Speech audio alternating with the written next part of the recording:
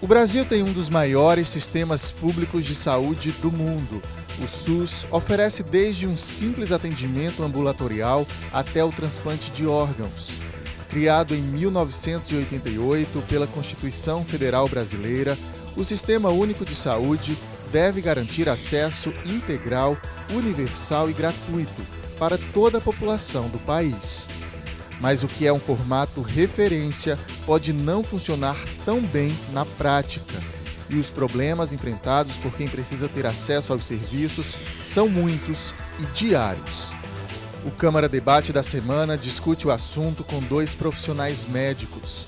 O Dr. Geraldo Almeida, conselheiro do CRMPB e ex-secretário de Saúde do Estado, e o médico Carlos Alberto Marques, preceptor da residência médica do Hospital de Emergência e Trauma da Paraíba.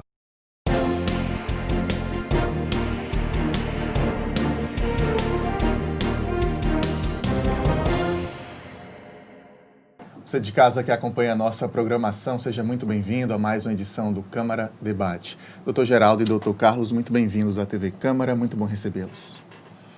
Inicialmente é um prazer estar aqui contigo e debatermos um assunto extremamente importante para a população como um todo nesses dias difíceis que nós estamos vivendo do ponto de vista econômico. Você imagine a necessidade de saúde que a nossa população tem. Deixa eu começar perguntando a ambos aqui, e fiquem à vontade para se complementarem, sobre... A gente escuta muito o seguinte: temos um sistema de saúde que é referência, que é modelo, que é excelente no papel, não funciona na prática. É isso mesmo? É verdade. Assim, a gente, lendo a Constituição, os artigos que se referem ao SUS, da Constituição de 88, é maravilhoso. Todos os itens que estão escritos lá, é maravilhoso você ver aqueles itens e, na hora da colocação da prática, de colocar em prática, a gente vê que muito não é colocado em prática. Apesar de nós já termos avançado um pouco em relação a outra época, mas a teoria ela não é colocada em prática como deveria. É isso, doutor. O senhor concorda com isso? Não, concordo. E, inclusive, agora nós estamos vendo, né, depois de 88, que foi a data onde foi criado o sistema SUS, quando vamos ler, é algo extremamente interessante, parece até que nós estamos no paraíso, mas a realidade é nua, é cruel. Foi criado um sistema, mais de 20 anos, e eu acho que está chegando a hora de se fazer reformatá-lo, fazer uma análise crítica, ver o que precisa funcionar, o que não precisa, e se muita coisa é dita, falta gerenciamento, falta financiamento. A gente sabe que o Brasil aplica pouco em saúde, muito pouco. Então, além de faltar financiamento, nós não temos uma carreira do SUS, nós não temos uma sistemática de atendimento do SUS, e aí gera um verdadeiro monstro. A gente vai discutir isso aqui durante o seu programa. Vamos sim, a gente vai especificar um pouco tudo isso. Doutor Carlos, a gente discutindo esse assunto na nossa reunião de pauta, surgiu a história do ginasta francês, né, que se acidentou nas Olimpíadas, quebrou ali a perna durante um movimento, durante um salto, e que ele elogiou muito o sistema público de saúde do Brasil, né? Ele foi muito bem atendido, rapidamente, a cirurgia foi um sucesso, repercutiu positivamente na imprensa internacional. Só não é assim para todo mundo, né, doutor? É verdade, Léo. Assim, é uma exceção. Nós sabemos, eu trabalho no hospital de trauma e a demanda de pacientes que chegam com essa mesma fratura do atleta olímpico e acabam ficando semanas para ser operado. Então, assim, é de exceção. Apesar, como eu falei anteriormente, nós já temos ganhado em relação a outras épocas, outros períodos, mas essa não é a realidade do nosso sistema único de saúde.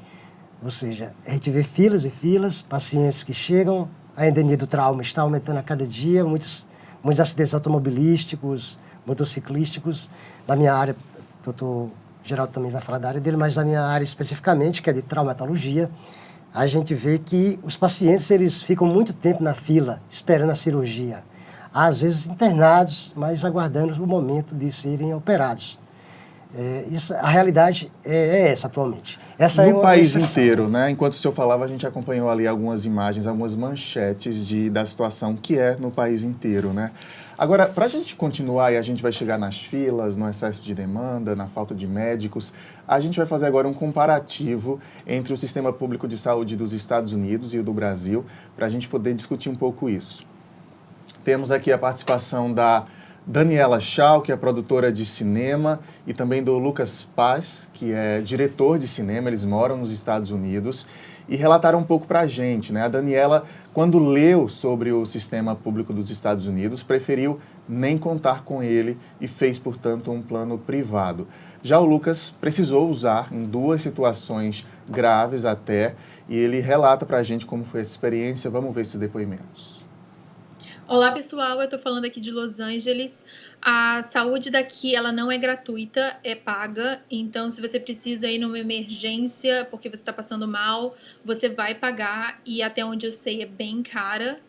Eu tenho plano de saúde e na verdade todo mundo é meio que obrigado a ter plano de saúde aqui, porque quando a gente vai pagar as nossas taxas, a gente leva multa se a gente não tiver plano de saúde. Então é meio que obrigatório você ter um plano de saúde. Eu, graças a Deus, nunca precisei de ir ao hospital para nada, ou seja, eu nunca usei o sistema de saúde daqui, então não sei te dizer se é melhor ou pior do que o Brasil, mas eu sei que tudo é bem caro aqui. Eu passei por um espancamento aqui em Los Angeles e fui ao hospital, recebi diversos golpes na cabeça, nas pernas, fui levado ao chão, fui socorrido pela ambulância e fui à emergência. Enfrentei uma grande espera de 2 da tarde até 7h30 da noite. Eu recebi as contas da ambulância, a conta do raio-x e foi relativamente elevado, para vocês terem uma ideia, $600 cada um dos procedimentos, em torno de $1.200 por esse ocorrido, sem nenhuma limpeza dos ferimentos, e foi isso.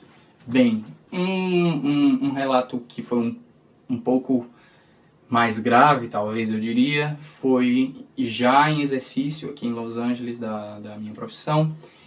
Eu comecei a sentir uma dor na região abdominal, uma dor persistente. Eu pedi à equipe para esperar um pouco, fui ao chão, não consegui me conter, fui ao banheiro e voltei novamente a sentir essa dor recorrente que não passava. Voltei para casa, a dor persistia, liguei para um amigo meu, minha mãe já deu a previsão de que era apendicite, e de fato era.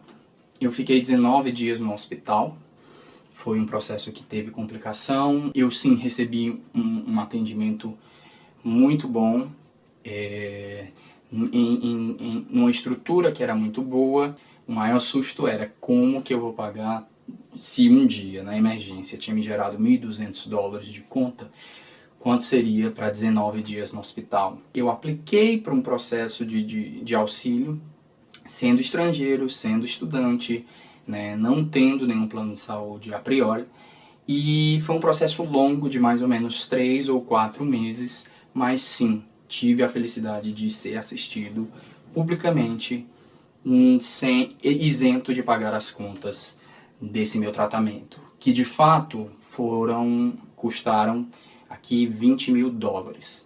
E hoje em dia eu tenho um cartão da Medical que me serve em situações de emergência. Após esses 2 ocorridos, eu voltei a ir pro hospital, numa emergência, e eu posso falar que as unidades de emergência aqui nos Estados Unidos, pela minha experiência pessoal, deixam muito a desejar, tanto na espera quanto no atendimento. É um atendimento básico, sem muita investigação, em que cada minuto está contando para o custo deles também. Tá aí, muito obrigado ao Lucas e à Daniela pela participação. Doutor Geraldo, esse relato do Lucas, principalmente, deixa a gente angustiado e faz o SUS parecer de fato um paraíso, né? Porque você ter de pagar da ambulância que te socorreu até o raio-x, até qualquer procedimento feito, é talvez inviável a gente pensar isso aqui no Brasil, né? Foi o sistema escolhido, né? A nossa escolha foi que a saúde seria gratuita para todos os cidadãos. E aí esqueceram de dizer quem financiaria, quem pagaria essa conta. Você vê que o próprio Lucas falando, ele disse que aplicou para o governo e o governo pagou a conta. Quer dizer, não houve gratuidade como a gente pensa que aconteceu com ele. O hospital apresentou uma fatura e essa fatura foi paga depois de 3 ou 4 meses. O problema é que são sistemas totalmente diferentes. Para você ter uma ideia, o próprio Obama tentou fazer o Obamacare e teve menos de 10% da população que aprovou. Então, dentro da sociedade americana, esse sistema gratuito, etc., tudo dado pelo governo, não funciona. É uma questão cultural do povo americano. Agora, aqui, para nós, o que está faltando é se definir, né? O que é aplicado hoje em saúde é muito pouco, apesar de querer, então, gosto muito de querer esconder um pouco, dizendo que é falta de gestão. Você não pode gerir bem o que não tem. Então, é bom que a gente aprofunde um pouco mais esse tipo de questionamento. A gente resume tudo, então, na falta de dinheiro. Falta de dinheiro no país. A gente tem um sistema interessante, mas não tem dinheiro suficiente para mantê-lo. É isso? Não, nós não temos dinheiro e também o sistema precisa ser aprimorado. Eu repito mais uma vez, e o Dr. Carlos já falou, hoje, repito, para todas as áreas, nós não temos uma carreira para você ser médico do SUS, você ser enfermeiro, psicólogo, assistente social, vamos dizer, que você possa se dedicar, fazer a sua carreira dentro de um ambiente e não precisar ficar indo, viajando, para poder ganhar algo que possa sustentar as suas famílias. Esse é um dos problemas maiores que eu acredito hoje no SUS. Seria uma ideia interessante, doutor Carlos, esse último ponto aqui que o doutor Geraldo destaca. Esse ponto da carreira médica, como o doutor Geraldo já comentou, seria importante para fixar o médico naquela localidade.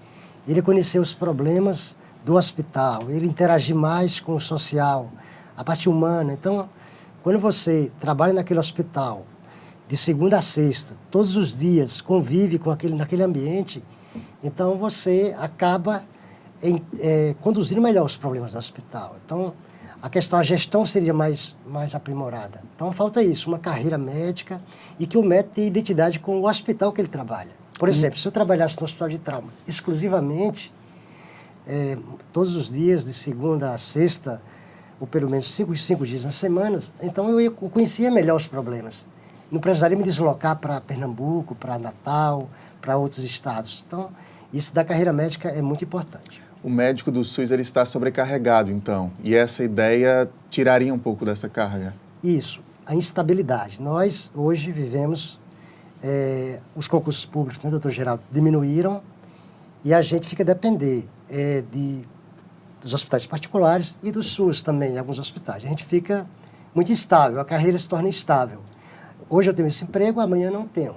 Então a gente fica pulando de hospital para hospital em busca de somar, né? Ou seja, o salário é digno através do seu trabalho. Mas a gente é muito instável. Nós precisamos se deslocar para vários hospitais para poder prestar o nosso atendimento. Quando poderia ter uma identidade hospitalar e uma carreira médica. A gente vai se aprofundar um pouco mais ainda nesse ponto também no segundo bloco. Vou chamar um intervalo, mas é rápido, fica por aí que a gente volta já.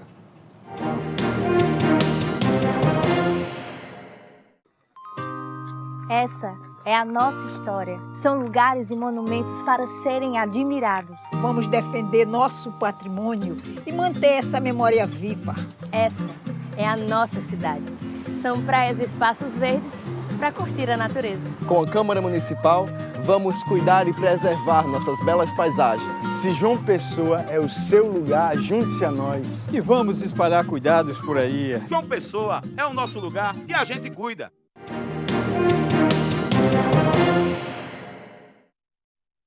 O Câmara Debate está de volta e a discussão da semana é sobre os problemas do SUS, o Sistema Único de Saúde. Estamos recebendo o médico, cirurgião e ex-secretário de Saúde do Estado, Geraldo Almeida, além do também cirurgião e preceptor da residência médica de ortopedia e traumatologia do Hospital de Trauma, o doutor Carlos Alberto Marques. A gente, no finzinho do primeiro bloco, vinha falando da questão da carreira médica no sistema público. A gente já falou um pouco também sobre financiamento. Algo está sendo feito para que isso saia do papel, para que isso melhore? Depende de mudanças na legislação, depende do Poder Executivo. O que é que vem sendo movimentado para melhorar esses pontos? Olha, em relação à carreira médica, existem dois projetos de lei que estão lá no Congresso, criando essa carreira de Estado na área médica. Mas isso, aparentemente, não está sensibilizando ainda nenhum dos governos para que possa ser votado. Esse é o primeiro fato. E em relação ao financiamento, eu desconheço qualquer procedimento que esteja, apesar de haver na sociedade pedindo, havendo outros, mostrando as necessidades de aumento desse financiamento, não existe dinheiro, né? A gente está vendo aí a crise que nós estamos enfrentando, e praticamente na área pública o dinheiro ou é igual ou menos do que vinha se recebendo de forma regular. Os percentuais, doutor, e me ajude se eu estiver errado aqui, os municípios devem investir na saúde pelo menos 15% das suas receitas, os estados 12%, e o governo federal deve investir pelo menos o mesmo valor do ano anterior, reajustado pela inflação. Que a gente já falou, tem pouco dinheiro para a saúde e a gente entra sempre na discussão e vai tirar de onde, de que outra área para investir na saúde. Que tipo de financiamento poderia surgir, doutor, diante de uma mudança na legislação?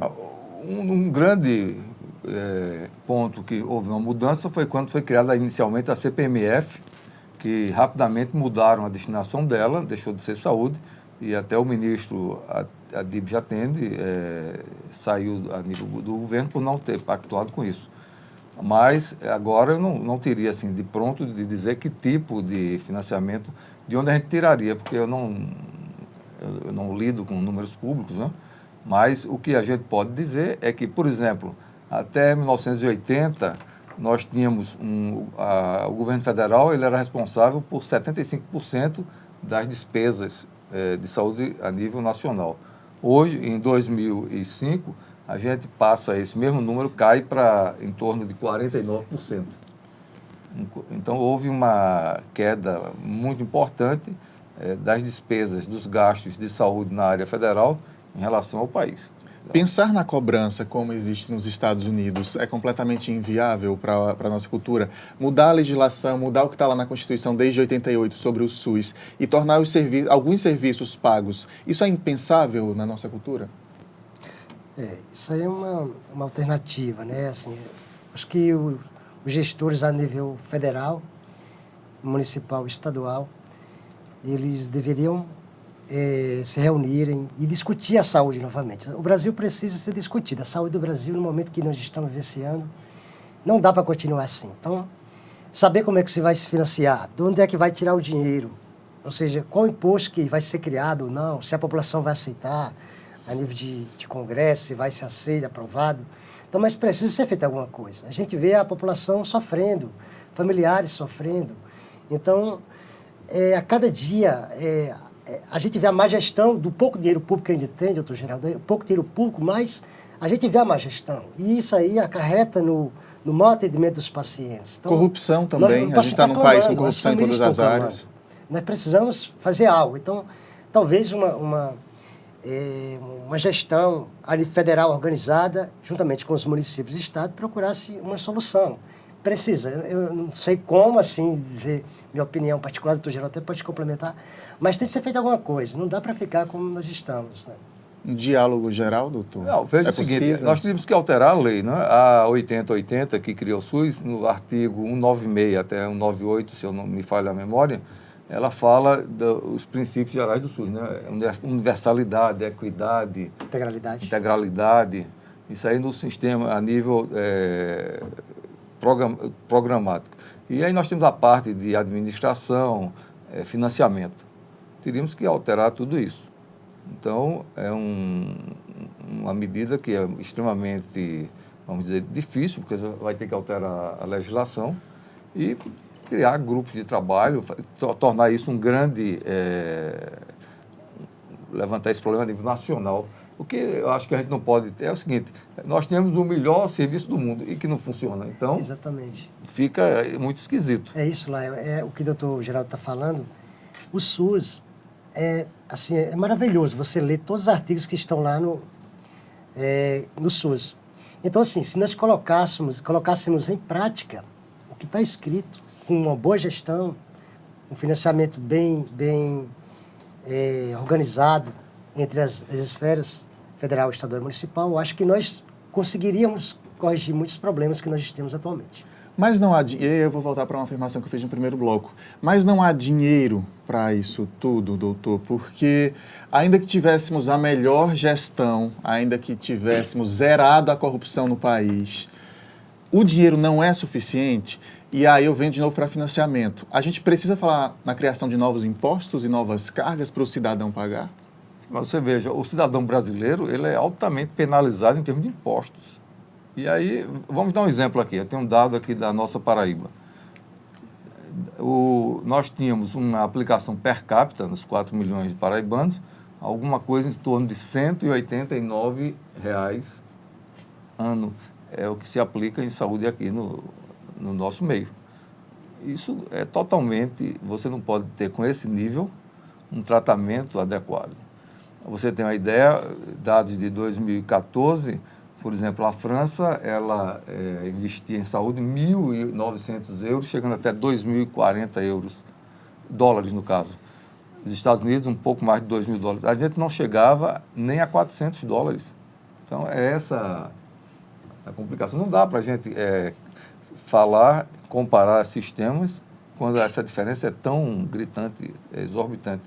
Mas aí é necessário realocar verbas ou cobrar mais verbas do cidadão? Eu estou tentando só entender quem deve pagar a conta para a gente melhorar esse sistema.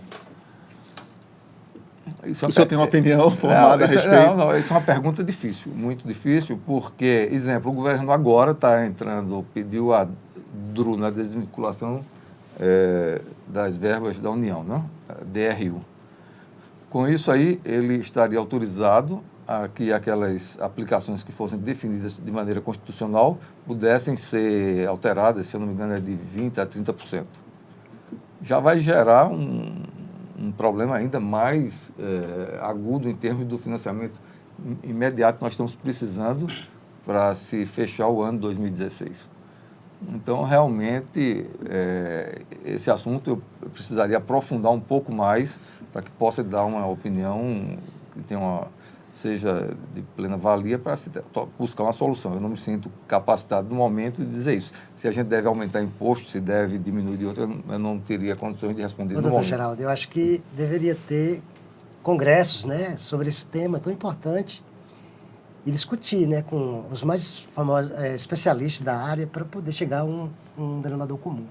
Deixa eu falar aqui também do Mais Médicos, né? Foi um programa apontado também como, não vou falar solução, mas talvez um importante paliativo para essa falta de médicos no país.